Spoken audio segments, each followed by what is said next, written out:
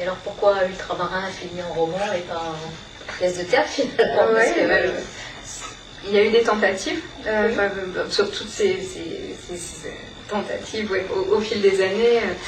Au départ, je pensais que ça pourrait être une pièce comme d'autres, un peu chorales, comme ça peut-être que les marins allaient prendre la parole, et puis que c'est comme un grand poème dramatique porté par les voix des marins. Et puis, je sais pas, il y a quelque chose qui résistait, ça marchait pas. Alors je me suis dit que c'était peut-être, maintenant je me le dis après coup, peut-être que ce qui m'a attirée dans cette histoire, c'est que c'est des personnages très silencieux. Ils parlent peu entre eux. Et du coup, le théâtre, c'est vraiment, voilà, c'est des paroles, enfin, porte une parole, en tout cas le théâtre tel que je l'ai écrit, assez frontal, assez... et moi j'avais envie de silence, je crois, pour écrire cet univers-là, ce monde-là. Et du coup, le roman permet...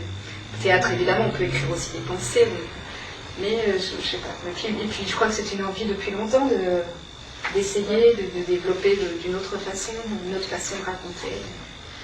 Mais c'était vraiment mon petit laboratoire secret. Je n'imaginais même pas qu'il serait publié un jour. Pas vraiment.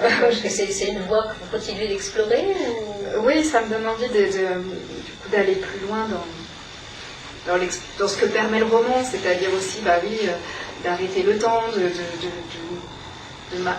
plonger dans des sensations, dans des sentiments, là où le théâtre, on a 2 heures, 1h30 et ça avance.